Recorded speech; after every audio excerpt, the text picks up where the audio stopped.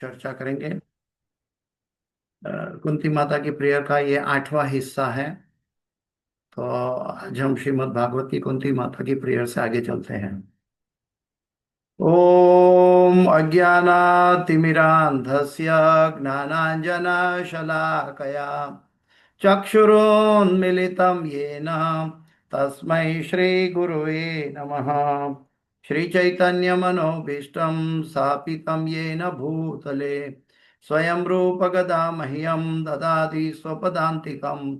वन्देऽहं श्रीगुरु श्रीयुतापदकमलं श्रीगुरु वैष्णवांश्च श्रीरूपं साग्रजातं सगणा रघुनाथान्वितं तं सजीवं साद्वैतं सावधूतं परिजनसहितं कृष्ण चैतन्यदेवं श्रीराधा कृष्णपादां सहगणा ललिता श्रीविशाखान्वितांश्च।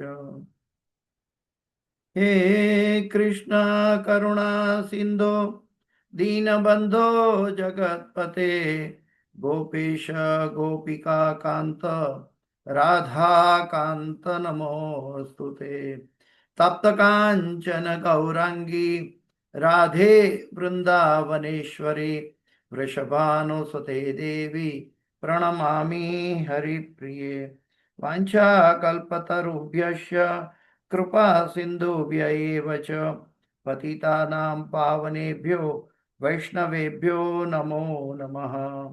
श्री कृष्ण चैतन्य प्रभु नित्यानंद श्री अद्वैत गदाधर श्रीवासादि गौर भक्त वृंद। हरे कृष्ण कृष्ण कृष्ण हरे हरे हरे राम राम राम हरे हरे। जयतां सुरतो पंगुर मम मंदमते गतिर् मत्सर्वस्वपदाम्भोजो राधा मदन मोहनौ।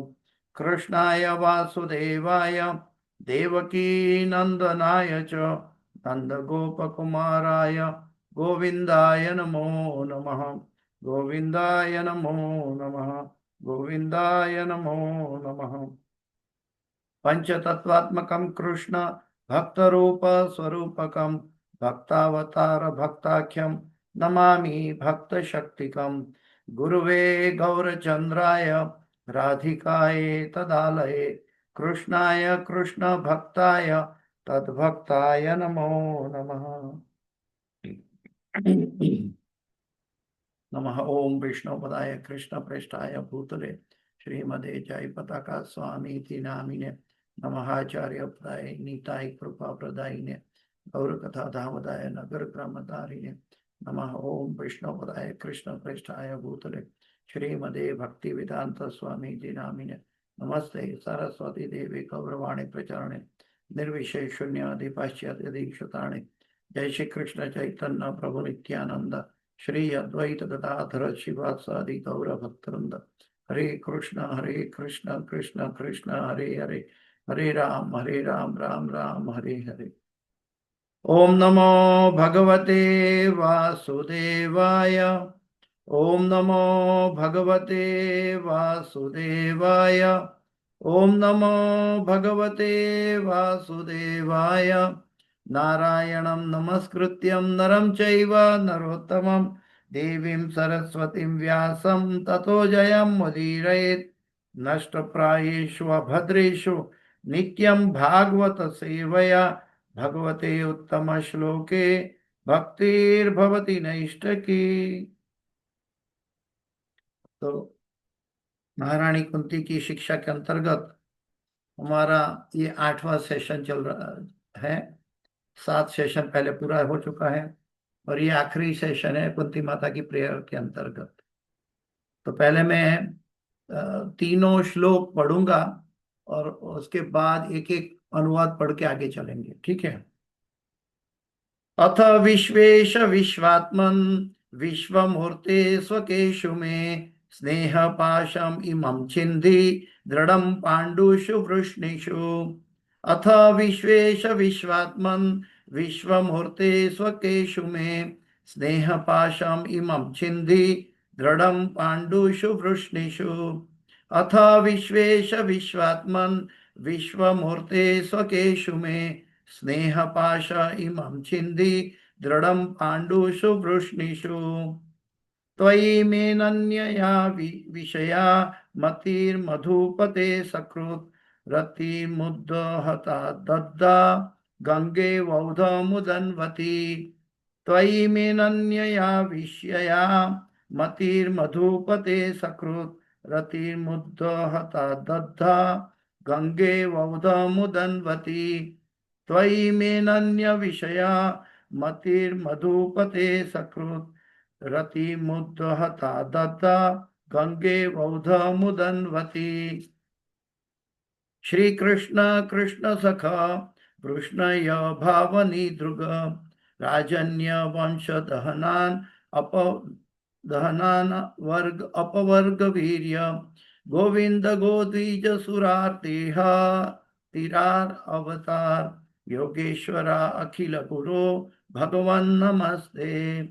श्री कृष्ण कृष्ण सखा वृष्ण ऋषभ भाव निदृग राजन्य वंश दहनान अपवर्ग वीर्य गोविंद गोद्विज सुरार्तिहा हरावतार योगेश्वरा अखिल गुरो भगवन् नमस्ते। श्री कृष्ण कृष्ण सखा वृष्णय ऋषभ भाव निदृग आजन्य वंश दहनान अपवर्ग वीर्य गोविंद गोद्विज सुरार्ति हरावतार योगेश्वरा अखिल गुरो भगवन् नमस्ते। योगेश्वरा अखिल गुरो भगवन् नमस्ते। योगेश्वरा अखिल गुरो भगवन् नमस्ते। कोई दोहराना चाहेगा तो ले सकता है। हरे कृष्ण। दंडवत प्रणाम प्रभु जी। जी प्रभु जी, दंडवत प्रणाम। श्रील प्रभुपाद की जय। श्रीमद् भागवतम की जय। कुंती महाराज की जय। अथा विश्वेश विश्वात्मन विश्वमूर्ते स्वकेषु मे स्नेह पास्मे मम छिन्दी दृढं पाण्डुषु वृष्णिषु त्वयि मेनन्य विषया मतिर्मधुपते सकृत् रतिमुद्वहता दत्ता गंगे वौघमुदन्वती। श्री कृष्ण कृष्ण सखरीकृग राजन सदानपवर्गवीर्य गोविंद गोद्विज सुरार्ति हरावतार योगेश्वराखिल गुरो भगवन् नमस्ते। हरे कृष्ण। धन्यवाद। हरे कृष्ण। बहुत सुंदर प्रभु जी। तो हम लोग कुंती माता की प्रेयर के अंतर्गत चल रहे हैं। श्रीमद् भागवत के पहला स्कंद का 8वां अध्याय का श्लोक संख्या 41, 42 और 43, 41, 42, 43। और ये हमारी सेशन का 8वां हिस्सा है। तो यहाँ पे अनुवाद देखते हैं प्रभुपाद जी के साथ, तात्पर्य के साथ देखते हैं। अनुवाद और तात्पर्य भाई श्री भक्ति वेदांत स्वामी श्रील प्रभुपाद महाराज की जय। अनुवाद।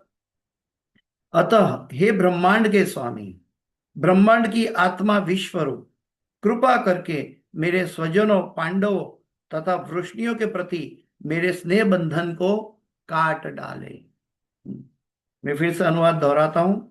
अतः हे ब्रह्मांड के स्वामी, ब्रह्मांड की आत्मा विश्वरूप, कृपा करके मेरे स्वजनों पांडवों तथा वृष्णियों के प्रति मेरे स्नेह बंधन को काट डाले। तो यहाँ पे कुंती माता अपना पितृकुल और अपना पांडव कुल दोनों की बात कर रही है कि दोनों के स्नेह से वो अपने आप से मुक्त करना चाहती है, क्योंकि वो पारिवारिक स्नेह बंधन को छुड़ा नहीं सकती। और इसके बाद वाले श्लोक में भगवान को प्रार्थना कर रही है कुंती माता कि कृपा करके आप मुझे आपकी भक्ति में अविचल भाव से जोड़ दें। और तीसरा जो श्लोक है पूरी कुंती माता का भगवान के प्रति का पूरा सार रूप में प्रकट कर रही है। तो 3 श्लोक है। जैसे जैसे हम आगे जाएंगे अनुवाद देखेंगे। अभी पहला श्लोक में देखते हैं कि प्रभुपाद जी बताते हैं कि श्रीमती कुंती देवी इस तथ्य से अवगत थी, अतएव उन्होंने भगवान से प्रार्थना की कि उनके स्वजनों पांडवों तथा वृष्णियों के स्नेह पास को काट दे। पांडव उनके निजी पुत्र हैं और वृष्णिजन उनके पितृकुल के सदस्य थे। वैसे कुंती माता वसुदेव जी की बहन थी ना, इस नाते भगवान की बुआ लगती थी और वो शूरसेन की पुत्री थी। लेकिन राजा कुंती भोज को कोई संतान नहीं थी, इसलिए शूरसेन ने अपनी बेटी पृथा, पहले उनका नाम पृथा था, तो पृथा को राजा कुंती भोज को दे दिया, तब उनका नाम कुंती पड़ा। तो कुंती माता जो कि वो ओरिजिनली पांडव कुल और वृष्णि कुल से जुड़ी हुई थी। तो यहाँ पे बताते हैं कि अपने निजी पुत्र और वृष्णि जन के उनके पितृकुल के सदस्य थे। श्री कृष्ण इन दोनों परिवार से समान रूप से संबंधित थे।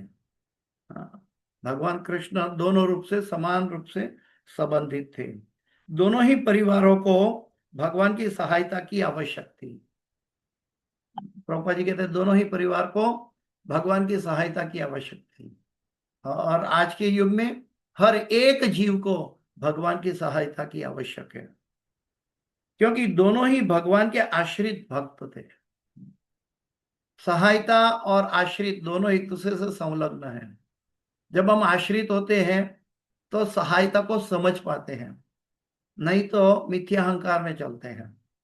तो आश्रित होना बहुत महत्वपूर्ण है, और सहायता यानी कि भगवान पर अकिंचन बन के भगवान पर आश्रित रहना, ये भक्त का एक सुनहरा लक्षण है। श्रीमती कुंती की इच्छा थी कि श्री कृष्ण उनके पुत्रों अर्थात पांडव के साथ रहें, लेकिन ऐसा करने से कुंती के पितृकुल के लोग कृष्ण के लाभ से वंचित रह जाते हैं। इसलिए यह पक्षपात कुंती के मन में दुखने वाला था। अतएव उन्होंने इच्छा व्यक्त की कि यह स्नेह बंधन मेरा छिन्न हो जाए। पितृकुल का स्नेह है और पति कुल का भी, पांडव कुल का भी स्नेह है। तो दोनों की तरफ से अगर यहाँ रहते हैं भगवान तो अलग बात है, वहां रहते हैं तो अलग बात है, लेकिन दोनों को सहायता की आवश्यकता है। तो कुंती माता इसमें अपने आप को देख रही थी कि मैं दोनों कुल को कैसे भगवान से जोड़ूं।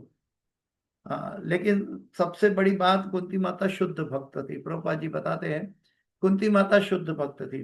कुंती माता ने जान लिया कि वास्तव में भगवान हरेक के हृदय में विश्वात्मन परमात्मा के रूप में हरेक के हृदय में विराजमान है। कोई भी व्यक्ति भगवान से विलग नहीं। तो फिर ये द्विधा कैसी? तो ये द्विधा कुंती माता कह रही है कि कृपा करके प्रभु आप मेरे माया के ये पारिवारिक स्नेह बंधन को काट डालें। और वास्तव में भक्त को भक्ति में आगे बढ़ने के लिए यही सीखना चाहिए। जैसे कि एक स्त्री विवाह करके अपने पति के घर जाती है, तो वैसे उसका पितृकुल का सभी रिलेशन थोड़ा सीमित होने लगता है और वो अपनी ही जगह में स्थित हो जाती है। उसी तरह हमें संसार में, हम संसार की बहुएं हैं और हम भगवान के घर जाना है जो हमारा पति देव है। तो हमें भी ये भौतिक जगत के मोह को सीमित करना चाहिए। ये कुंती माता सिखा रही है, क्योंकि निर्बंधे कृष्ण संबंधे युक्त वैराग्य उचित। निर्बंधे कृष्ण, हमें सिर्फ बंधन काटना नहीं है। बंधन काटेंगे तो हम सरवाइव नहीं हो पाएंगे, लेकिन काटकर श्री कृष्ण से जोड़ना भी है। तो अगले श्लोक में कुंती माता प्रार्थना कर रही है कि आप जैसे गंगा का प्रवाह बहता है, ऐसा आप मेरी भक्ति, मेरा प्रयोजन सिर्फ प्रभु आप बने रहे, संसार के स्नेह पास मुझे सताए नहीं। ये मैंने संक्षिप्त में बताया। अभी आगे चलते हैं।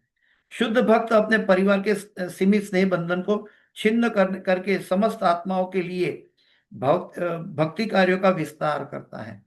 प्रभुपाद जी समझाते हैं कि शुद्ध भक्त अगर हम शुद्ध भक्त का अर्थ क्या है, एक सिंपल लॉजिक हम भाषा में समझने की कोशिश करें कि जैसे कि हम सब मार्केट से सब्जी लाते हैं, तो वो सब्जी के अंदर मिट्टी होता है, कचरा होता है। हम उसको काट पीट के पूरा धो के साफ करते हैं और शुद्ध करते हैं, और तब वो रसोई के लिए योग्य बन पाता है, वो पकने के लिए योग्य बन पाता है।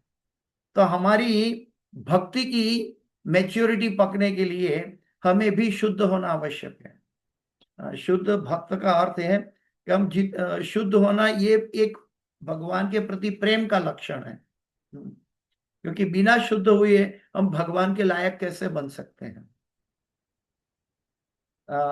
यहाँ पे प्रभुपाद जी अलग अलग उदाहरण दे रहे हैं कि ऐसे किए बिना न तो कोई ब्राह्मण बनने योग्य होता है, न राजा, न नेता, न भगवत भक्त।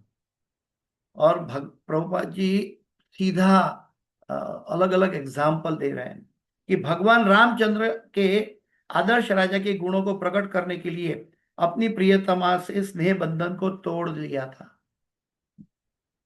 एक आदर्श राजा बनने के लिए भगवान राम ने सीता माता का स्नेह बंधन को तोड़ दिया था। ब्राह्मण भक्त राजा तथा जननेता को अपने कर्तव्य पालन में उदार चेता होना चाहिए। ये जो शब्द है ना, कर्तव्य पालन, ये वास्तव में धर्म को इंगित करता है। धर्मो रक्षति रक्षतः, जो धर्म की रक्षा करता है उसकी रक्षा धर्म करता है। और प्रभुपाद जी ने बताया कि कर्तव्य ये धर्म का पर्यायवाची शब्द है। तो कर्तव्य पालन में उदार चेता होना चाहिए। श्रीमती कुंती देवी इस तथ्य से विज्ञ थी और अबला होने के कारण उन्होंने स्नेह बंधन को छिन्न करने के लिए श्री कृष्ण से प्रार्थना की। श्री कृष्ण को विश्वेश या विश्वात्मा कहकर संबोधित किया गया। यह पारिवारिक प्रेम की कठिन ग्रंथि को काटने में भगवान के सामर्थ्य को बताने वाला है। इसलिए कभी कभी अनुभव किया जाता है कि निर्बल भक्त ये बहुत महत्वपूर्ण है। ये जो वाक्य है प्रभुपाद जी का, ये बड़े ध्यान से सुनने के लिए योग्य है। कभी कभी अनुभव किया जाता है कि निर्बल भक्त के प्रति विशेष आकर्षण के कारण भगवान अपनी अपार शक्ति के द्वारा नियोजित परिस्थितियां उत्पन्न करके पारिवारिक स्नेह को छिन्न करते हैं। ऐसा करके वे भक्त को अपने पूर्णतया आश्रित बनाकर उसके भगवत धाम वापस जाने का मार्ग प्रशस्त कर देते हैं। तो भगवान की करुणा, भगवान की कृपा की अलग अलग तरह से हर एक जीव के जीवन में आती है।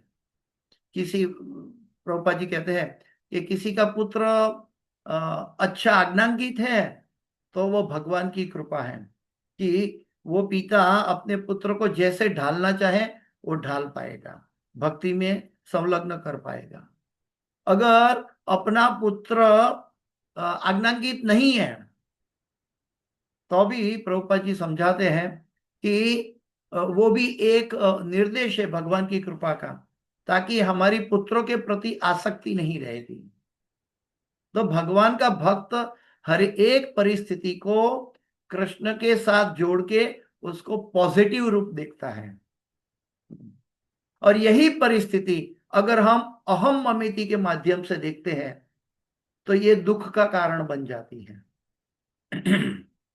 हमें देखना है कि हर एक परिस्थिति कैसे भगवान के साथ जुड़ी जाए, और वास्तव में भगवान की अहेतु की कृपा, अकारण कृपा के द्वारा ऐसे संजोग उत्पन्न होता है जो कि क्षणिक पारिवारिक रिश्तों के अंतर्गत हमें दुख प्रदान करता है, लेकिन वास्तव में ये दुख नहीं बल्कि भगवान की उस जीव के प्रति करुणा है, ताकि भक्त भगवान पर पूर्णतया आश्रित रहकर अपने आप को केंद्रित कर पाए भक्ति में।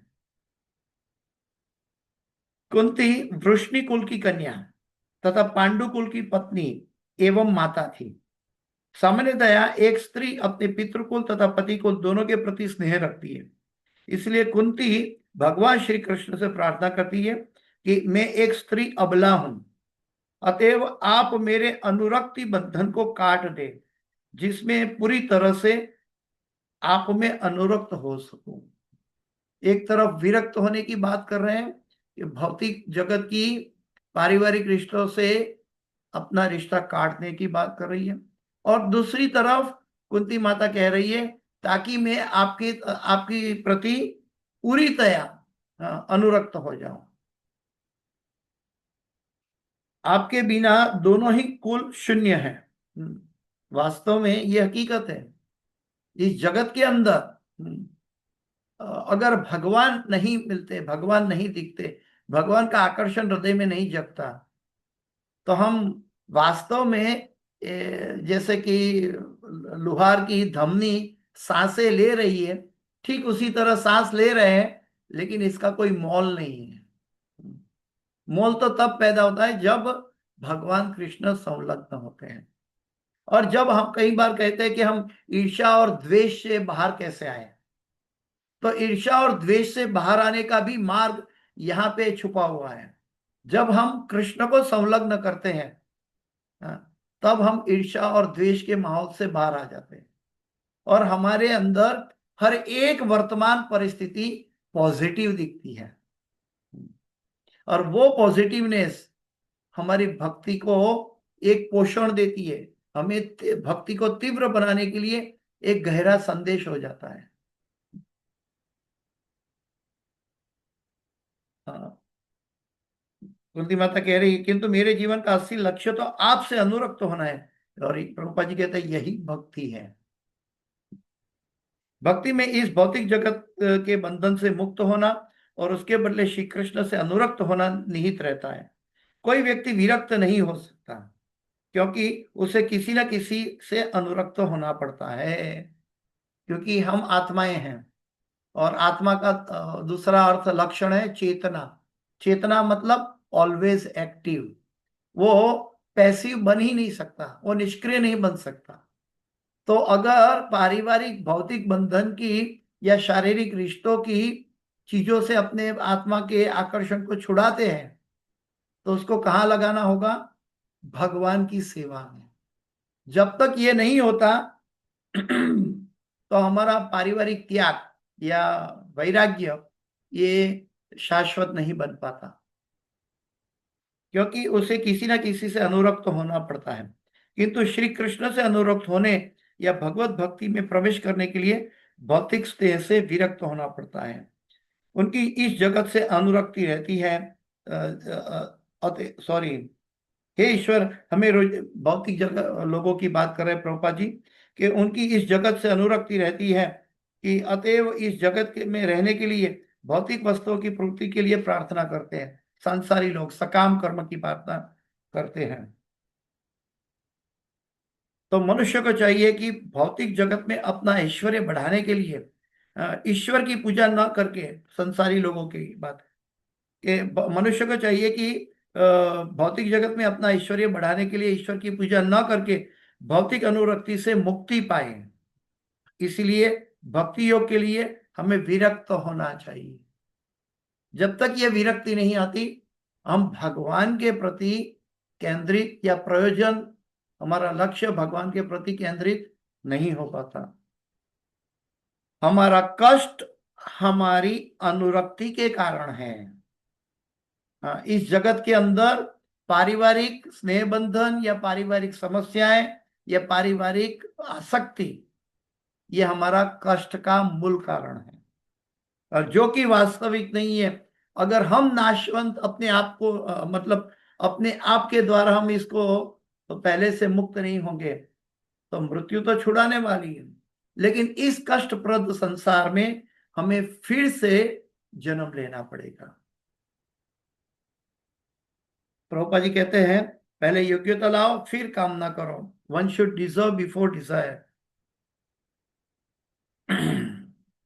प्रभुपाद जी आगे समझाते हैं हम सब के लिए भगवान हमें सब कुछ दे सकते हैं, और भगवान हमें सब कुछ दे सकते हैं, यहां तक कि मुक्ति भी। किंतु भक्ति के मामले में वे सतर्क रहते हैं। हाँ, भगवान सब कुछ दे सकते हैं, किंतु भक्ति के मामले में वो सतर्क रहते हैं, क्योंकि जिसे जिसे भक्ति प्रदान करते हैं, जिसे भक्ति प्रदान करते हैं, उस भक्त के वे कृतदास और उसके हाथ के खिलौने बन जाते हैं।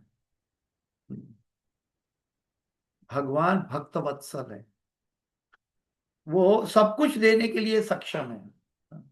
इस ब्रह्मांड के कोई भी अस्तित्व को प्रदान करने के लिए भी सक्षम है। और साथ साथ भगवान वो जीव का प्रेम करने की वजह से जीव को भगवान के साथ जोड़ना या तो आध्यात्मिक जगत के साथ जोड़ना, ये भी भगवान दे सकते हैं। लेकिन भगवान बहुत छांट छांट कर, हाँ, ये मौका देते हैं, क्योंकि भगवान भक्त वत्सल है। भगवान अपने आप को न्यौछावर कर देते हैं। कभी कभी हम दान धर्म करते हैं तो हम कहते हैं ये मैंने न्यौछावर किया, लेकिन अगर हम वास्तविक भक्त हैं तो भगवान अपने आप को भक्त को न्यौछावर कर देते हैं। अ, आगे प्रभुपाद जी समझाते हैं कि भगवान के भक्त भगवान की देवी प्रकृति के आश्रय में रहते हैं, और इसलिए वैष्णव जन श्रीमती राधा रानी के चरण कमलों की शरण ग्रहण करते हैं, क्योंकि क्योंकि यदि वे कहती है कि यह उत्तम भक्त है तो श्री कृष्ण को यह स्वीकार करना पड़ता है। अगर राधा रानी रेकमेंड करे तो भगवान स्वीकार करते हैं। तो भगवान को भगवान की अंतरंगा शक्ति के द्वारा ही भगवान को पाया जा सकता है। जैसे कि एक भजन है ना, इस भौतिक जगत में, राधा के बिना श्याम आधा कहते राधे श्याम। हाँ, तो बिना राधा हम श्याम को अप्रोच नहीं कर सकते। हमें भौतिक अनुरक्ति से पूरी तरह रहित होना आवश्यक है। भौतिक अनुरक्ति, अनुरक्ति तो रहेगी ही रहेगी, लेकिन भौतिक अनुरक्ति को छोड़कर कृष्ण में अनुरक्ति रखनी है। प्रभुपाद जी आगे समझाते हैं कि चैतन्य महाप्रभु का छात्र बनने के बाद सार्वभौम भट्टाचार्य ने उनकी प्रशंसा में 100 श्लोक लिखे थे। उसमें से एक दो श्लोक यहाँ पे कोट किया गया है। वैराग्य विद्या निज भक्ति योग शिक्षार्थ में पुरुष पुराण श्री कृष्ण चैतन्य शरीरधारी कृपाम्बुर्धीर्य तमहम प्रपद्ये। मैं उन भगवान श्री कृष्ण की शरण ग्रहण करता हूं जो हमें असली ज्ञान, अपनी भक्ति तथा चैतन्य महाप्रभु की शिक्षा देने के लिए श्री चैतन्य महाप्रभु के रूप में अवतरित हुए। ये कौन बता रहा है, ये कौन ग्लोरीफाई कर रहा है? सार्वभौम भट्टाचार्य। तो चैतन्य महाप्रभु के बारे में भी लिखते समय सार्वभौम भट्टाचार्य कहते हैं वैराग्य विद्या निज भक्ति। तो हमें दिव्य दया के सिंधु होने के कारण, भगवान दिव्य दया के सिंधु होने के कारण ही अवतरित हुए हैं। मैं उनके चरणों की शरण ग्रहण करता हूं। चैतन्य चरितामृत मध्य लीला 6:254। इस तरह सार्वभौम भट्टाचार्य ने भगवान की प्रार्थना की, जिन लोगों को यह शिक्षा देने के लिए कि किस तरह ज्ञान उत्पन्न करना चाहिए, किस तरह विरक्त होना चाहिए तथा श्री कृष्ण का शुद्ध भक्त बनना चाहिए, श्री चैतन्य महाप्रभु का रूप धारण किया, आपनी आचार्य सिखाया। चैतन्य महाप्रभु ने आपनी आचार्य से सिखाया कि निर्बंधे कृष्ण संबंधे युक्त वैराग्य। जब चैतन्य महाप्रभु 24-25 वर्ष के थे तो उन्होंने अपने जीवन में सुंदर पत्नी का एवं अनुरक्त एवं स्नेहमयी माता प्राप्त थी, किंतु उन्होंने सब त्याग कर संन्यास ग्रहण कर लिया था। अपनी आचार्य, one should deserve before desire. और वो चैतन्य महाप्रभु ने अपने निजी संबंध में करके दिखाया। जैसे भगवान राम ने अपना कर्तव्य पालन करते हुए अपना पत्नी का त्याग किया, और ठीक वैसे ही भक्ति वेदांत स्वामी श्रील प्रभुपाद जी ने अपना कर्तव्य पालन, मनुष्य धर्म का कर्तव्य पालन करने के लिए अपने परिवार को त्याग दिया था, अपनी पत्नी को त्याग दिया था। तो ये भगवान के शुद्ध भक्त एक तलवार की धार की तरह सब कुछ काट सकते हैं। लेकिन अगर परिवार कृष्ण भावनामय बनना होना चाहता है तो हमें परिवार के साथ रहकर भगवान की सेवा और भक्ति नियुक्त करनी चाहिए। ऐसा नहीं कि हम सब कुछ छोड़ छाड़ के जंगल में चले जाए। भगवान ने अगर हमें कोई अपॉर्चुनिटी दी है कि हमारे परिवार के सदस्य भक्त बन रहे हैं तो हम परिवार के साथ भी भगवान की भक्ति कर सकते हैं। श्री चैतन्य महाप्रभु ने सब कुछ त्याग दिया हमें शिक्षा देने के लिए। आपनी आचार्य प्रभु जीवेरे सिखाए। उन्होंने सारे जगत को शिक्षा दी कि किस तरह विरक्त होकर कृष्ण भक्त बना जाए और किस तरह विरक्त होकर अपना कर्तव्य पालन किया जाए। हमारे प्रिय दादा हिज डिवाइन ग्रेस एसी भक्ति वेदांत स्वामी शिल प्रभुपाद जी ने भी ये अपने जीवन में करके दिखाया। 1 सेकंड में निर्णय लिया, टी और मी, और उनकी पत्नी ने टी कह दिया, वो घर के बाहर चले गए। तो भगवान का भक्त आनुकूल्यश संकल्प प्रतिकूल्यश वर्जनम और रक्षति इति विश्वास, इसी के ऊपर अपना जीवन का अस्तित्व टिकाते हैं। हम जानते हैं, हम ये श्लोक ये स्लोगन जानते हैं चैतन्य चरितामृतम से या नेक्टर ऑफ इंस्ट्रक्शन से, हम ये सब जानते हैं, लेकिन ये बुद्धि में स्टोर होता है, हम पालन कहाँ करते हैं। हाँ, ऐसा नहीं कि हमें इसका पालन कैसे करेंगे, नहीं, हम संसार में रहकर भी इसका पालन कर सकते हैं अगर हमारे मन में हम संसार के प्रति उदासीन हो जाए, अनासक्त हो जाए और कृष्ण के प्रति आसक्त हो जाए तो हम भी ये कार्य कर सकते हैं। भगवान की भक्ति में ऐसा कोई भी कदम नहीं है कि वो नामुमकिन हो, सब कुछ मुमकिन है। अगर ये नहीं हो पा रहा है तो ये हमारी आसक्ति है, और कुंती माता यहां सिखा रही है कि हमारे मन के अंदर से ये आसक्ति को मिटा देना चाहिए। नमो महावदन्याय कृष्ण प्रेम प्रदायते कृष्णाय कृष्ण चैतन्य नामने गौरव नमः। श्री चैतन्य महाप्रभु इतने वदन्य है कि उन्होंने सभी तरह के पापियों को हरे कृष्ण महामंत्र का कीर्तन करने की अनुमति देकर उनका उद्धार किया। तो हम सबका कितना अहोभाग्य है। जैसे भगवान राम ने अपनी प्रजा के लिए त्याग किया था, विरक्त बन गए थे, जैसे चैतन्य महाप्रभु विरक्त बन गए, और हमारे जैसे पतित कलयुग के जीवों के लिए सिर्फ हरे कृष्ण महामंत्र का नाम जप संकीर्तन देकर हम सबको भगवंत धाम के लायक सिटीजन बना दिए। लेकिन हमें गुरु की आज्ञा का पालन करना होगा। ये आगे आता है, लोग पशुओं की तरह कार्य करना पसंद करते हैं। वे यह नहीं जानते कि मानव जीवन को कैसे सफल बनाया जाए। मानव जीवन तभी सफल होता है जब मनुष्य श्री कृष्ण को समझता हो, अन्यथा वह पशु बना रहता है। धर्मो ही तेषाम अति को विशेषो धर्म बिना ही पशु ही समाना। जो व्यक्ति कृष्ण भावना भावित नहीं है, जो यह नहीं जानता कि श्री कृष्ण कौन है, वह पशु तुल्य है, और इस संसार में ऐसे लोगों की कोई कमी नहीं। किंतु श्री चैतन्य महाप्रभु इस युग के पतित आत्माओं को यह छूट देते हैं कि केवल हरे कृष्ण कृष्ण कृष्ण हरे हरे, हरे राम राम राम हरे हरे, इस महामंत्र का जप करके हम अपना उद्धार कर सकते हैं। कीर्तनादेव कृष्णस्य मुक्त संग परम व्रजे। तो कुंती माता भी कोई सामान्य भक्त तो नहीं थी, वे श्री कृष्ण की संबंधी बन चुकी थी। इसलिए श्री कृष्ण उन्हें नमस्कार करने आए थे, क्योंकि कुंती माता उम्र में बड़ी थी। किंतु भी तो भी उन्होंने कहा, हे कृष्ण, मैं अपने पितृकुल तथा अपने पति कुल को दोनों को प्रति अनुरक्त हूं, मुझे इन कुलों से विरक्त होने में मेरी मदद करें।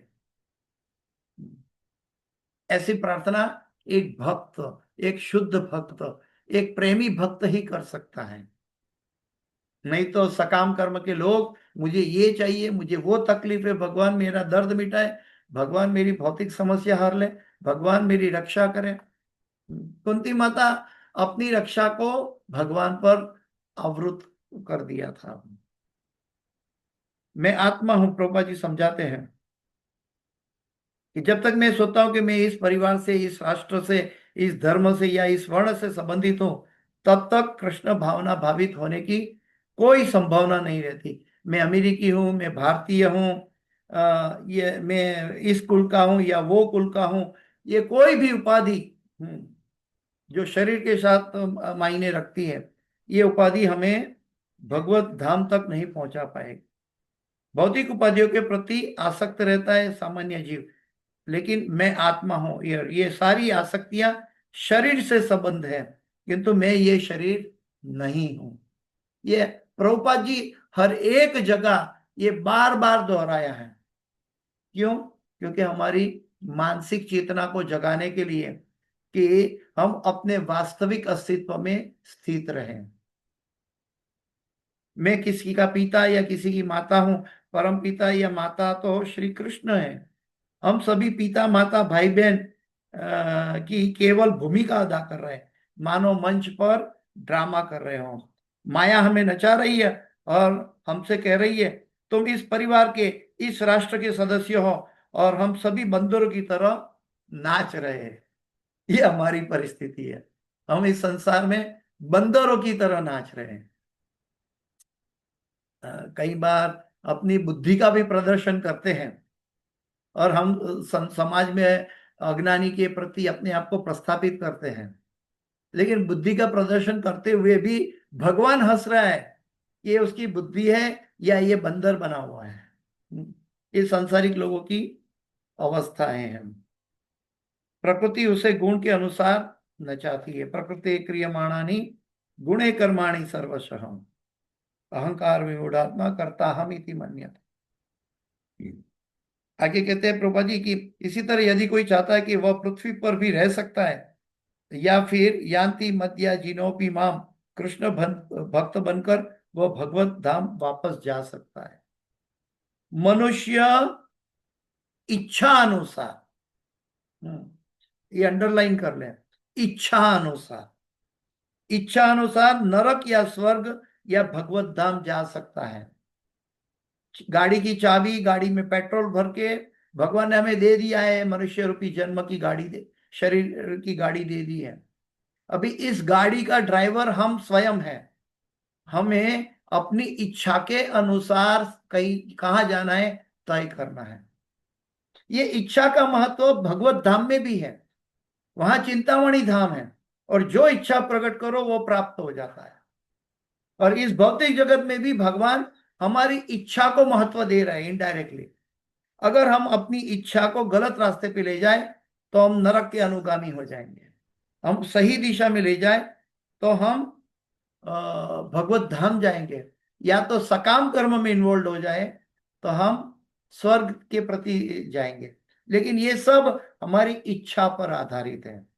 लेकिन कोई कहेगा कि हमें क्या पता कि हमारी इच्छा गलत कर दी तो हमारा तो नुकसान हो गया। तो इसलिए भगवान भक्ति भी बुद्धि भी हमें प्रदान की है। भक्ति दी है, बुद्धि दी है, भक्तों का संग दिया है, शास्त्रों के वचन दिए, उपदेश दिए, सब कुछ दिया है। तय हमें करना है। भगवान ने इवन अर्जुन को भी कह दिया था कि भाई मैं तुम्हें सब कुछ तुम्हारे संशय दूर करने के लिए जवाब दे रहा हूं। अभी आपका मोह नष्ट हो गया या नहीं? तो अर्जुन को मोह नष्ट करने के लिए भगवत गीता सुनाई गई। लेकिन कुंती माता तो उनकी माता थी, अर्जुन की माता थी, और वो स्वयं ये मोह मिटाना चाहती है। यदि मुझे अगले जीवन की तैयारी करनी है तो मैं क्यों ना भगवत धाम वापस जाऊं। तो हमें ये बुद्धिमान मनुष्य की बात है। भगवान भी हमें प्रेम करते हैं, हम भगवान के संतान हैं। जैसे हमारी संतान विदेश में काम करती है और जब वो एक हफ्ते महीने के लिए छुट्टी में आती है तो हम हमारा दिनचर्या पूरा उस संतान के प्रति आगे पीछे रहता है। उनको क्या चाहिए, उनको क्या आवश्यकता है, उनकी शादी करनी है नहीं करनी है, उनके बारे में क्या क्या उनकी एक्टिविटी पूरी करनी है। उनके पास समय कम है तो अपनी संतान को टाइम दे देते हैं और पूरा 1 महीना वो अपना संतान कॉन्शियस बन जाता है, भौतिक जगत के माता पिता। ठीक वैसे ही भगवान भी चाहते हैं कि मैं भी संतान कॉन्शियस हूं। कैसे?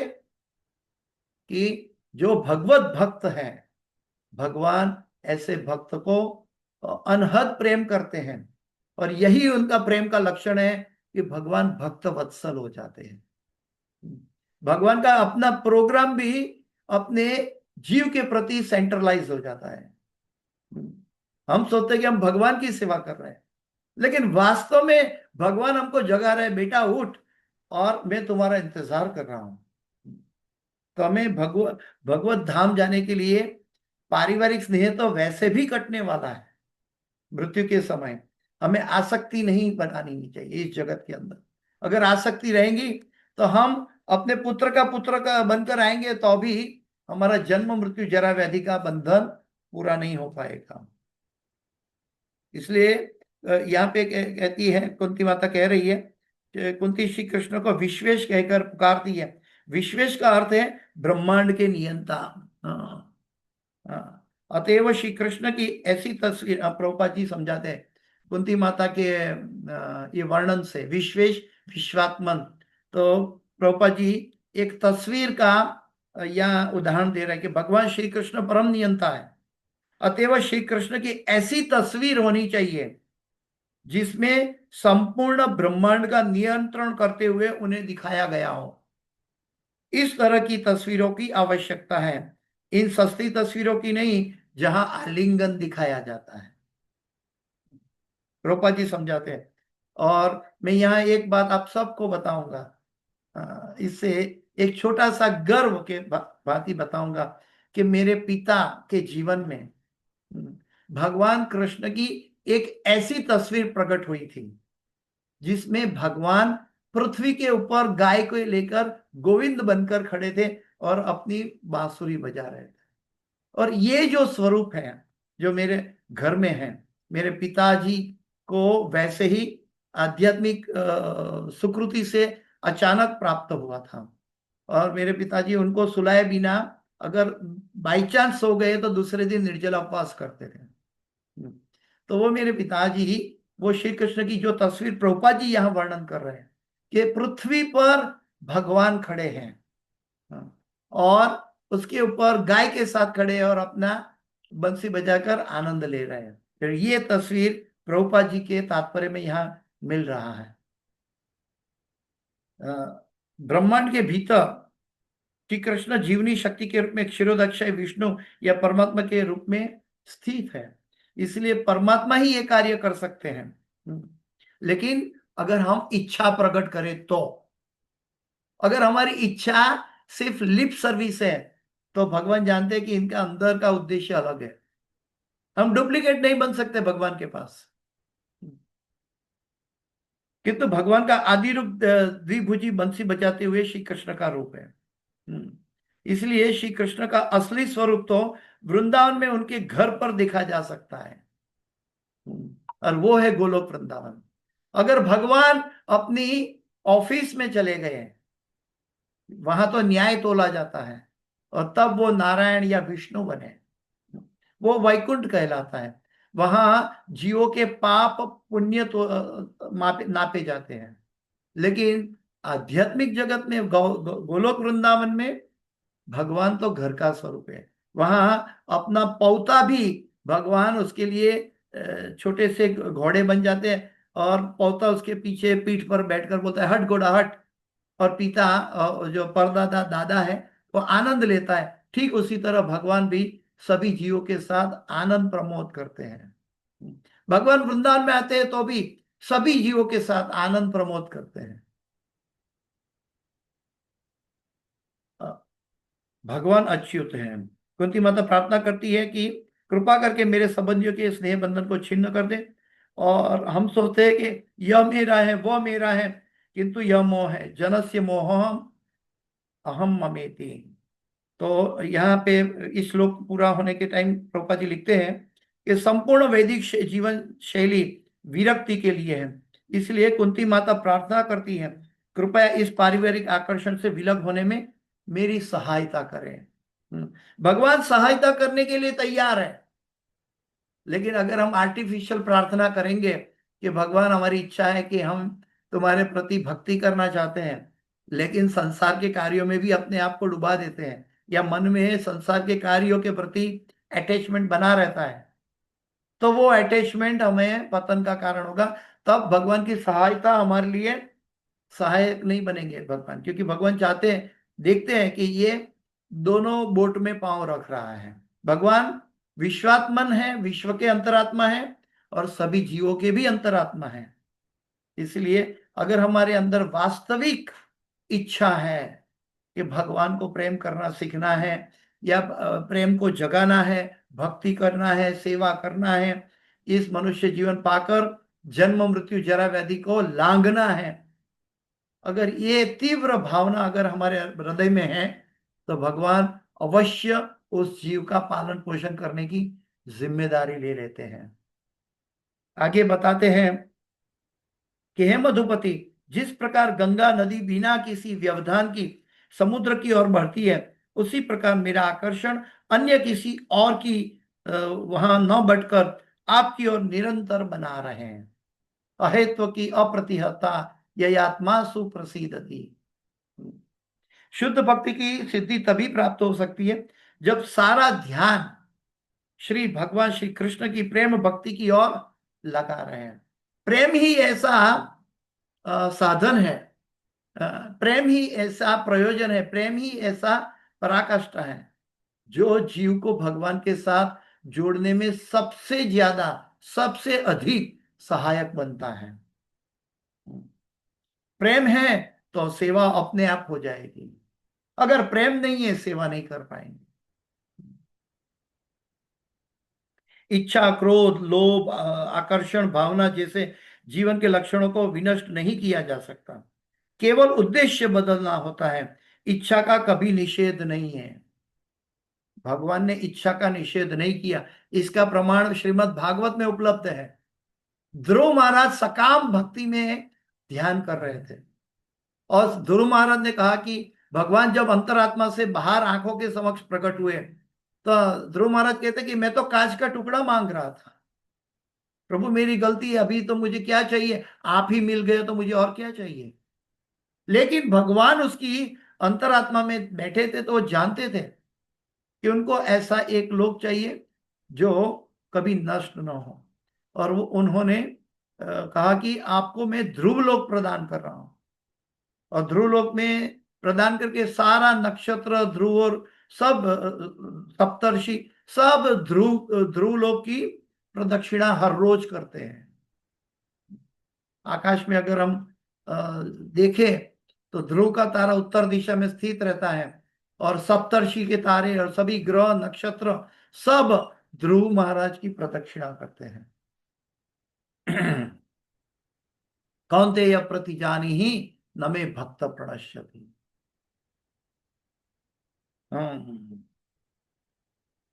टोपा जी समझाते कि भक्ति योग में इच्छा को इंद्रिय तृप्ति के स्थान पर भगवत भक्ति में मोड़ना चाहिए। इच्छा का निषेध नहीं है, लेकिन उसको सही मोड़ना चाहिए। योगी लोग इच्छा को दबाते हैं, इसलिए कभी कभी स्प्रिंग उछलती है और फिर वो विक्टिम बन जाते हैं। अगर हम संसार से वैराग्य भी प्राप्त कर ले, अगर कृष्ण से नहीं जुड़ेंगे तो हमारा जीवन उदासीन बना रहेगा। हमारा जीवन कृष्ण से निर्बंध है, कृष्ण संबंध है। अर्जुन अपने भाइयों तथा संबंधियों से अपनी इच्छा की तुष्टि हेतु लड़ना नहीं चाह रहा था, लेकिन भगवान ने उसका निर्णय बदला दिया और वह भगवान की सेवा करने लगा। अनन्य भक्ति ही जीवन का परम लक्ष्य है। अनन्य का मतलब है न अन्य, मेरा विचार भी नहीं, मेरा अहंकार भी नहीं, मेरा शरीर भी नहीं, मेरी लाइकिंग भी नहीं। मैं इच्छा प्रकट कर सकता हूं, लेकिन डोर भगवान के हाथ में सौंप दी है। आप प्रभु जो करना चाहे कर लो। आश्लेषवा पादरतम विनष्टुमाम दर्शनम मर्महतां करोतु वा यथा तथा वा विदधातु लंपटो मत प्राणनाथस्तु स एव नापरः। भगवान का भक्त को कोई डर नहीं है मृत्यु से।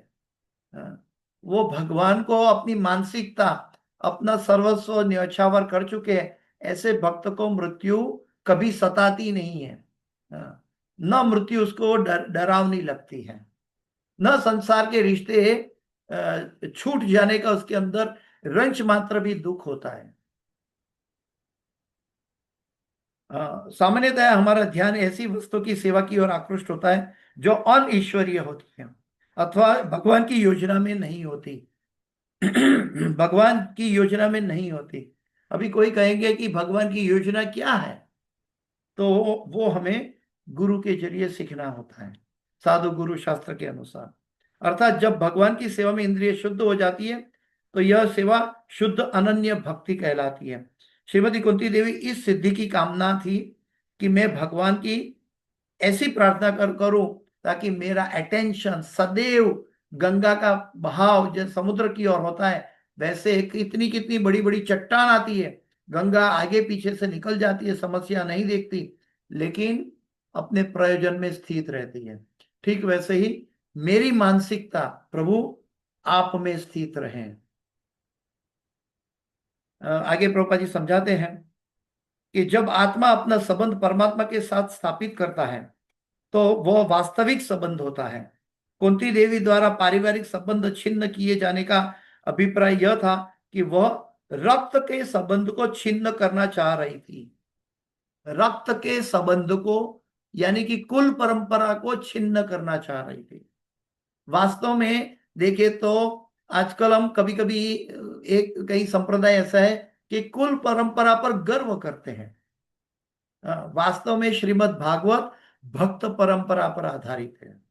उसमें कुल के सभी सदस्य हो सकते हैं, लेकिन वो ब्लड रिलेशन के नाते नहीं, एक जीव के नाते कि जो भगवान की सेवा में अपने आप को न्यौछावर कर रहा है। क्योंकि रक्त सबसे अपवित्र बताया गया शास्त्रों में।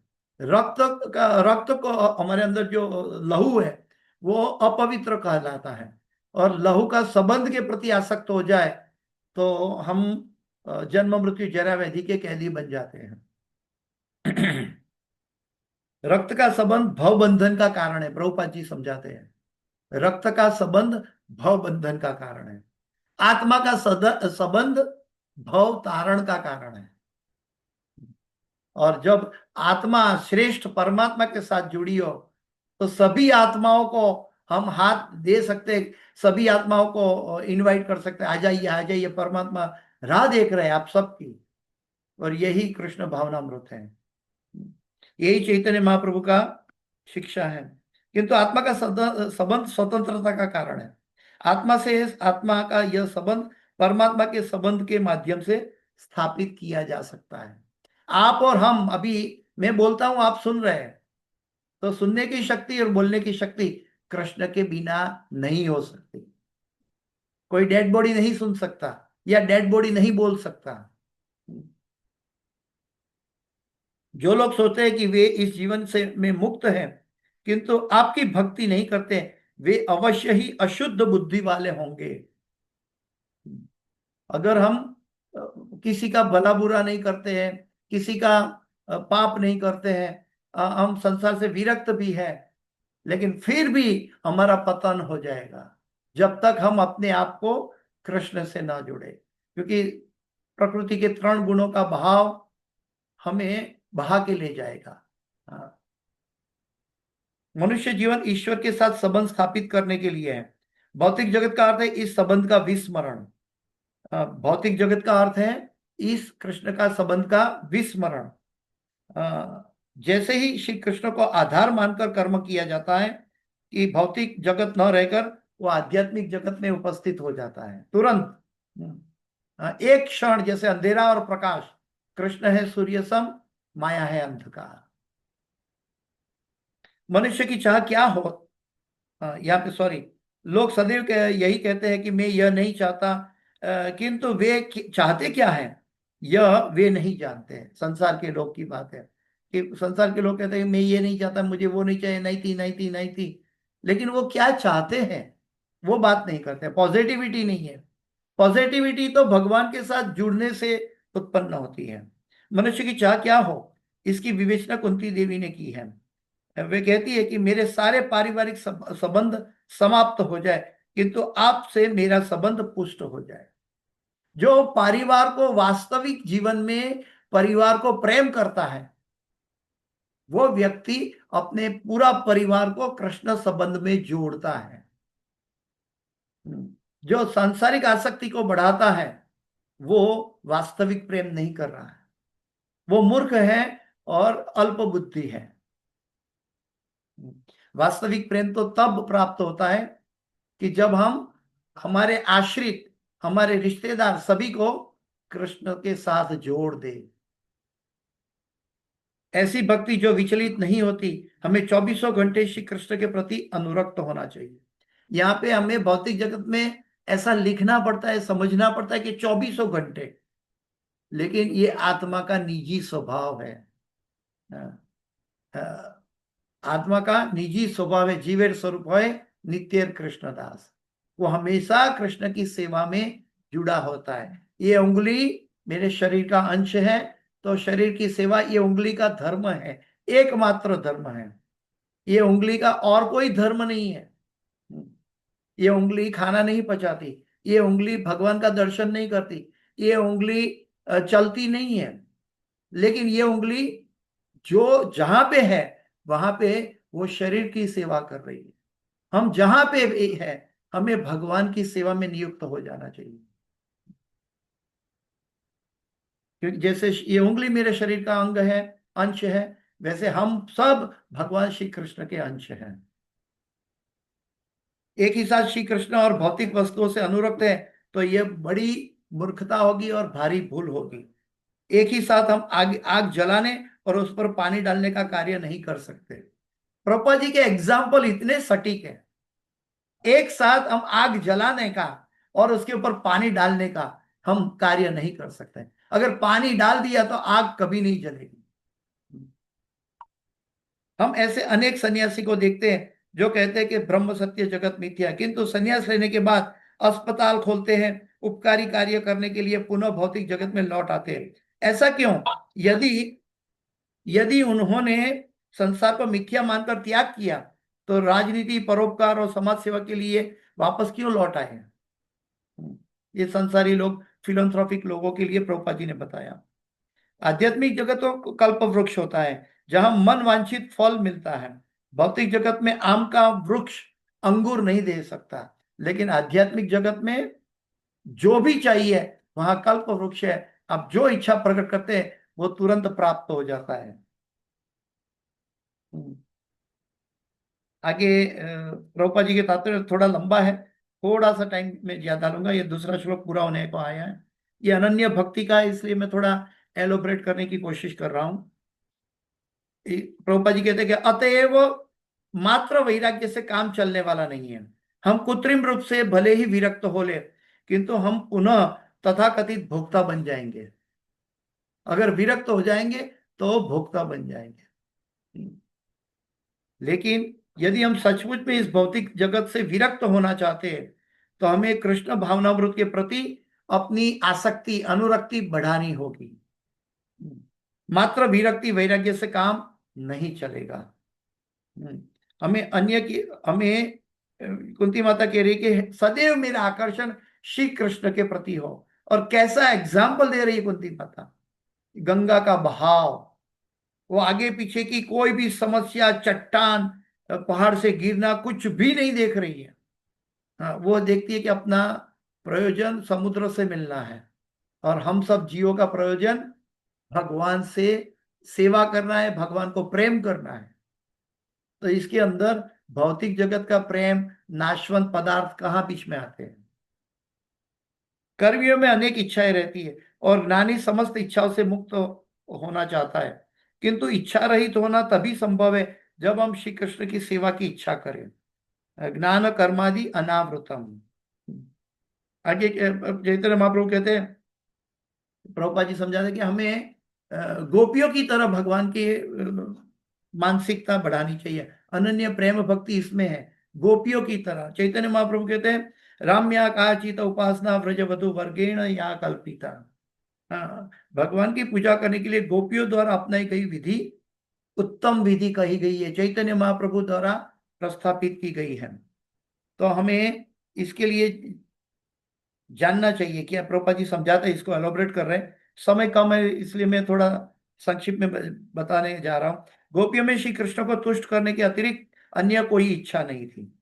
सारी गोपियां, चाहे वो उम्र में बड़ी है या समांतर उम्र वाली है या उम्र में छोटी है, सभी गोपियां, यहाँ तक कि वृद्ध गोपियां यशोदा मैया तथा उनकी सखियां उनको तुष्ट करने का प्रयास करती थी। और उसी तरह वृद्ध गोप तथा नंद महाराज उनके मित्र वृंदावन के बालक के और बालिकाएं को, दोनों ही जो श्री कृष्ण के समवयस्क थे, उन्हें तुष्ट करने का प्रयास करते थे। हर प्राणी श्री कृष्ण को तुष्ट करना चाहता था। यही वृंदावन की गायें, फल फूल तथा नदियां भी भगवान कृष्ण को तुष्ट करना चाहती थी।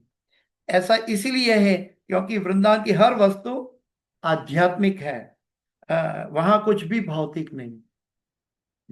प्रभुपाद जी कहते हैं कि अगर हमारी हर सोच में हम कृष्ण को ले आएंगे, हर कार्यकलापों में, डिसीजन मेकर में कृष्ण को रखेंगे आगे, तो हम भी वृंदावन में स्थित रहेंगे।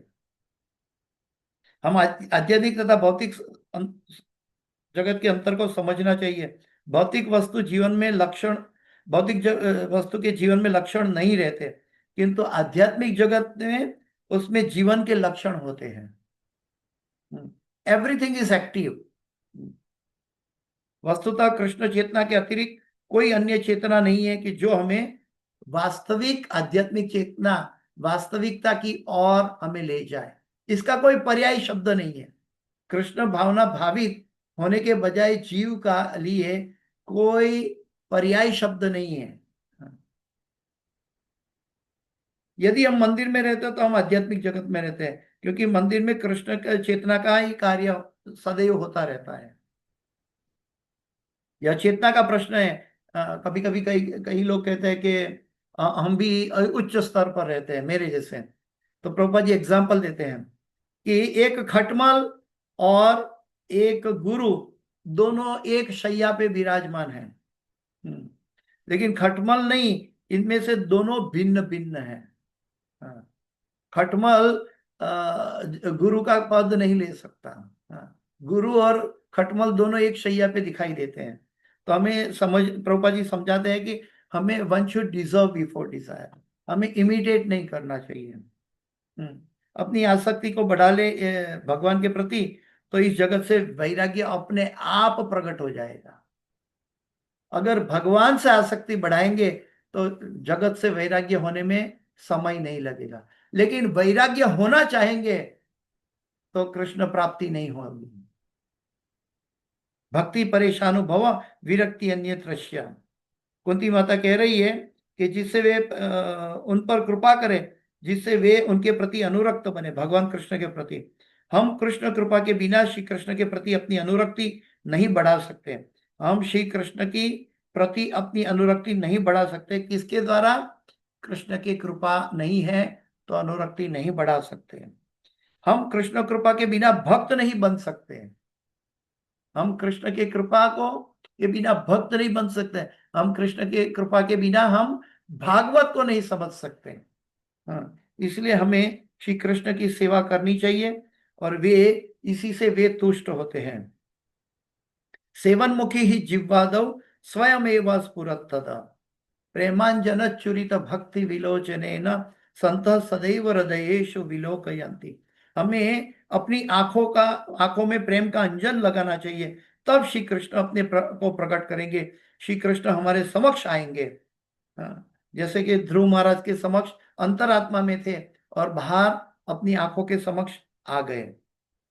अतएव हमें श्री कृष्ण का साक्षात्कार होगा, हमें निराश नहीं होना चाहिए, हमारे अंदर धैर्य होना चाहिए। हमें अपनी कृष्ण भावना भावित गतिविधियां चालू रखनी है। ऐसा समय आएगा जब हम कृष्ण को उसी तरह देख सकेंगे जिस तरह कुंती अपने समक्ष कृष्ण को देख रही है और प्रभुपाद जी अंत में बता रहे हैं कि ये गंगा नदी का समान है, अत्यंत शुद्ध श्री कृष्ण के सीधे संबंध है। कुंती देवी प्रार्थना करती है कि जिस प्रकार गंगा नदी समुद्र की ओर प्रवाहित होती है, उसी तरह उनका आकर्षण श्री कृष्ण के चरण कमलों की ओर सतत प्रवाहित होता रहे। इसके लिए हमें प्रार्थना कहाँ करनी है? जहां जाना है वहां से परमिशन लेनी चाहिए। अमेरिका जाना है तो अमेरिका की एम्बेसी से वीजा लेना पड़ता है। तो हमें भगवत धाम जाना है, भगवान के पास जाना है, तो हमें भगवान से प्रार्थना करनी चाहिए। अगर प्रार्थना नहीं आती, हमारा कुंठित बुद्धि, कुंठित मन क्या प्रार्थना कर पाएंगे? और इसीलिए हमें श्रीमद् भागवत में अनेक प्रार्थनाएं मिली हैं। उस प्रार्थनाओं को मनन चिंतन करके भगवान से प्रार्थना करना चाहिए। यह अनन्य भक्ति कहलाती है। इस तरह कुंती देवी प्रार्थना करती कि श्री कृष्ण के प्रति उनका आकर्षण निर्विरोध प्रवाहित होता रहे। और आज का आखिरी और कुंती माता की प्रेयर का आखिरी श्लोक में भी अनुवाद ये कह रहा है, थोड़ा समय पूरा हो चुका है, मैं 10 मिनट और लूंगा। हे कृष्ण, हे अर्जुन मित्र, हे वृष्णिकुल के प्रमुख, आप उन समस्त राजनीतिक दलों के विध्वंसक हैं जो इस धरा पर उपद्रव फैलाने वाले हैं। आपका शौर्य कभी घटता नहीं। आप परम धाम के स्वामी हैं और आप गायों, ब्राह्मणों तथा भक्तों के कष्टों को दूर करने के लिए अवतार लेते हैं। आप में सारी योग शक्तियां हैं और आप समस्त विश्व के उपदेशक गुरु हैं। आप सर्वशक्तिमान ईश्वर हैं। मैं आपको सादर प्रणाम करती हूँ। कुंती माता भगवान के बारे में महिमा का गुणगान करके भगवान का सार दे रही है। यहाँ पे प्रभुपाद जी कहते हैं कि यहाँ पर श्रीमती कुंती देवी भगवान कृष्ण के सार रूप में प्रस्तुत कर रही है। कैसे?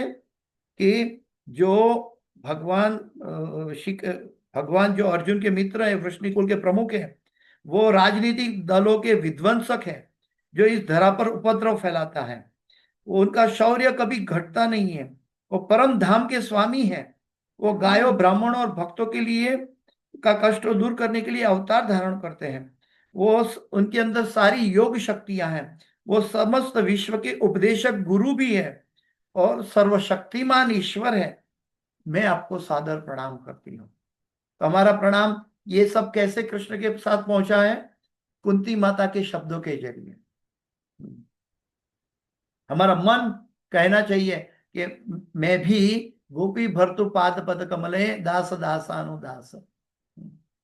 कुंती श्री कृष्ण को कृष्ण सख कहकर पुकारती है क्योंकि वे जानती है कि यद्यपि अर्जुन उनका पुत्र है, अतएव वह उनके अधीन है, किंतु श्री कृष्ण अर्जुन से उनकी अपेक्षा अधिक घनिष्ठता पूर्वक जुड़े हुए हैं। यहाँ पे प्रभुपाद जी समझाते हैं कि गुरु की तरह राजा ईश्वर का प्रतिनिधि होता है। आचार्य माम विजानात्य विजानान्य मन्येत करहिचित। श्रीमद् भागवत 11:17-27। गुरु को सामान्य व्यक्ति नहीं समझना चाहिए। इसी तरह राजा या राष्ट्रपति भी सामान्य व्यक्ति नहीं होता। संस्कृत भाषा में राजा को नरदेव कहा जाता है। इसका अर्थ है मनुष्य के रूप में ईश्वर। उसका कर्तव्य श्री कृष्ण के जैसा ही होता है। हाँ, उसका कर्तव्य, गुरु का कर्तव्य श्री कृष्ण के जैसा होता है। श्री कृष्ण परम पुरुष है, हम भी पुरुष है, किंतु अंतर यह है कि वे पूज्य पुरुष है, हम पूजक पुरुष हैं। हाँ, तो भगवान पूज्य पुरुष है और जीव पूजक पुरुष है। तो सभी शिष्यों के लिए गुरु पूज्य पुरुष है और स्वयं पूजक पुरुष है। ईश्वर ने जल के सागरों की व्यवस्था की है, उसमें नमक मिला रखा है ताकि वो जल का संरक्षण अपने आप बना रहे। ईश्वर की व्यवस्था में जल सूर्य की धूप से भाप बनकर उड़ता है और देखे कैसे हर एक जीव की पानी की आवश्यकता को आपूर्ति करता है। कभी कभी हम सूर्य बहुत गर्मी है तो हम थक जाते हैं, बहुत गर्मी है, लेकिन ये सब गर्मी भी हमारे लिए ही आवश्यक है, हमारा जीवन संग्राम के लिए। ईश्वर मूलतः ऊष्मा, प्रकाश और जल प्रदान करता है। कुओं तथा जलाशय की पूर्ति करने वाला वर्षा जल ईश्वर द्वारा ही प्रदत्त है। इसलिए ईश्वर आदि पूर्ति करता है, ईश्वर आदि पूर्ति करता है। इस तरह भोजन प्रदान करने वाला भी ईश्वर ही है, फिर भी उनके प्रति विद्रोह हम करते हैं। जो मूढ़ जन ईश्वर के नियम के विरुद्ध जाते हैं वो विद्रोही हैं, यानी कि आसुरिक है। एक इंपॉर्टेंट बात है कि राजा को जैसे ईश्वर का प्रतिनिधि माना जाता है, ठीक वैसे ही शिष्य के लिए गुरु भी ईश्वर का प्रतिनिधि है, क्योंकि वो ईश्वर के लिए ही कार्य कर रहा है। ईश्वर का और भगवान का और गुरु का उद्देश्य कार्य का एक ही होता है।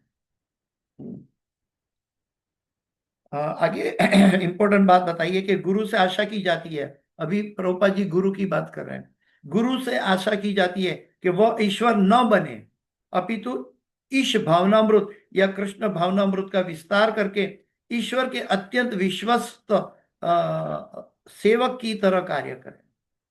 गुरु कभी अपने आप को भगवान नहीं कहे। अगर गुरु अपने आप को भगवान कहता है तो वो योग्य गुरु नहीं है। प्रभुपाद जी कहते हैं अपने कड़वे शब्द में, he is not GOD God, he is DOG dog. लेकिन शिष्य के लिए गुरु का सम्मान ईश्वर के सम्मान के तुल्य होना चाहिए। यस्य देवे परा भक्ति यथा देवे तथा गुरु तस्येते कथिता यार्था प्रकाशन्ते महात्मना। प्रभुपाद जी मंगला आरती का उदाहरण दे रहे हैं कि साक्षात हरित्वेना समस्त शास्त्रे, सारे शास्त्रों का कहना है कि गुरु का सम्मान भगवान के समान ही करना चाहिए। साक्षात हरित्वेना समस्त शास्त्रे, इस तरह यह विचार है कि गुरु ईश्वर तुल्य होता है। लेकिन क्या है, अतएव जो लोग आध्यात्मिक जीवन में अग्रणी है वे इस आध्यात्मिक आदेश को स्वीकार करते हैं।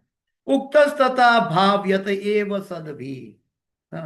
तो क्या गुरु ईश्वर के तुल्य होता है?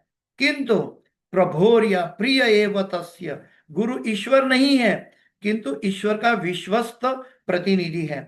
अंतर उतना ही है कि जितना सेव्य भगवान और सेवक भगवान में होता है। या जैसे आदि गुरु बलराम जी है, वो सेवक भगवान है, और भगवान कृष्ण सेव्य भगवान है।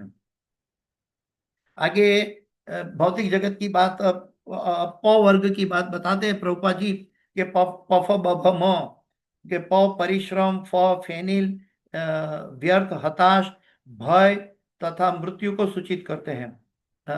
तो ये प वर्ग की बात भौतिक कष्ट की मार्ग है। लेकिन हमें क्या करना चाहिए? अपवर्ग, क्योंकि ये विलोमार्थी मतलब विरोधी शब्द है। अपवर्ग जहां न परिश्रम है, न फैन है, मुंह से थक कर मुंह में फैन नहीं आता, न हताशा है, न भय है, न मृत्यु है, वो है अपवर्ग। इस तरह श्री कृष्ण को अपवर्ग वीर्य कहते हैं। इस श्लोक में कुंती माता ने भगवान कृष्ण को अपवर्ग वीर्य कहा है, क्योंकि वे आध्यात्मिक जगत को क्या मार्ग दिखलाते हैं। अपवर्ग, श्री कृष्ण को अपवर्ग का मार्ग इन कष्टों से छुटकारा लेने के लिए आते हैं। भौतिक जगत के पफो बभमों को छुटकारा देने के लिए आते हैं। जब श्री कृष्ण यह मार्ग दिखाए तो हमें स्वीकार कर लेना चाहिए। और भगवान श्री कृष्ण स्पष्ट शब्दों में कहते हैं, मेरी शरण में आओ तो मैं तुम्हें अपवर्ग प्रदान कर दूंगा। हमें घबराने की आवश्यकता नहीं है। और ये सारी प्रार्थना की सार के रूप में भगवान को एड्रेस कर रही है। कुंती देवी श्री कृष्ण को गोविंद कहकर पुकार रही है, क्योंकि वे गोविंद तथा इंद्रिय दोनों के आनंद प्रदान करने वाला है। गोविंदम आदि पुरुषम तमहम भजामि।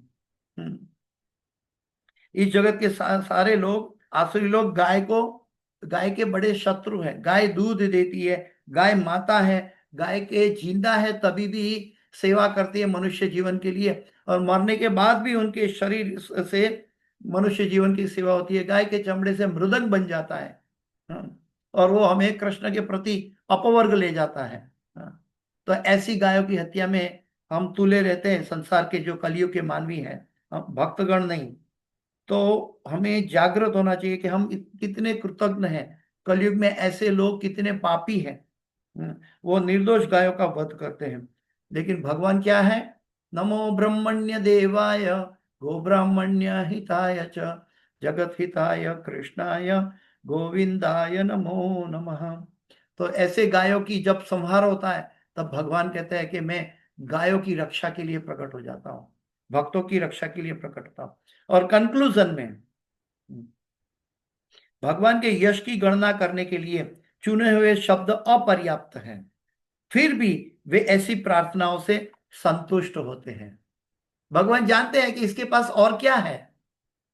तो हमारी प्रार्थना में कई गलतियां भी है, भगवान स्वीकार कर लेते हैं। अगर सच्चा हृदय सच्चा मन सम्मिलित है, अगर वो सम्मिलित नहीं है तो क्या फायदा।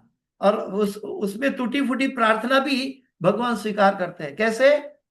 जैसे शबरी के झूठे बोर भगवान राम ने स्वीकार कर लिए थे। शबरी के झूठे बोर, अपने गुरु के वचन पर निष्ठा थी कि एक समय आप ये कार्य करो, एक समय प्रभु आएंगे आपके आंगन में, स्वयं चलकर आएंगे। ये गुरु निष्ठा हमारे अंदर जागृत होनी चाहिए, सदैव जागृत होनी चाहिए। और ये हमारा वास्तविक जीवन का पथ है। तो आगे कहते हैं कि अतः भगवान मुस्कुराने लगे। अभी कुंती माता के साथ ये प्रार्थना सुनकर भगवान मुस्कुराने लगे और उन्होंने महारानी कुंती की प्रार्थना स्वीकार कर ली और भगवान ने द्वारका जाने का प्रस्थान पोस्टपोन कर दिया। तो ये भगवान को प्रसन्न करने वाली प्रार्थना है, कुंती माता की प्रार्थना। तो आइए हम भी सब प्रार्थना करें भगवान के चरणों में, गुरु के चरणों में, कि हमें भी भगवान ऐसी सद्बुद्धि दे और हमें ये तुच्छ, नाशवंत और कौवे के भोजन समकक्ष ये भौतिक जगत की आसक्ति से छुड़ाए। हमें कौवा नहीं बनना है, हमें हंस बनना सीखना चाहिए। हमें हंस बनकर भगवत प्राप्ति, इस भौतिक जगत में भी कृष्ण कण कण में उपलब्ध है, हमें कृष्ण को ढूंढ लेना चाहिए। तो आइए, समय पूरा हो चुका है, मैं अपनी मेरी वाणी को विराम देने जा रहा हूं। इस क्लास की कोई भी सुकृति है, मेरे गुरु महाराज हिज होलीनेस जय पताका स्वामी आचार्यपाद गुरु महाराज और हिज डिवाइन ग्रेस एसी भक्ति वेदांत स्वामी शिला प्रभुपाद जी की है। और इस क्लास के अंदर कोई भी गलती, क्षति या त्रुटि रह गई है, मेरी अपनी है, कृपया मुझे क्षमा करें। वांछाकल्पतरुभ्यश्च कृपा सिंधुभ्येव च पतितानां पावनेभ्यो वैष्णवेभ्यो नमो नमः। अनंत कोटि वैष्णव वृंद की जय, शिल प्रभुपाद की जय, गुरुदेव महाराज की जय, समावेत भक्त वृंद की जय। किसी का कोई प्रश्न है तो पूछ सकते हैं।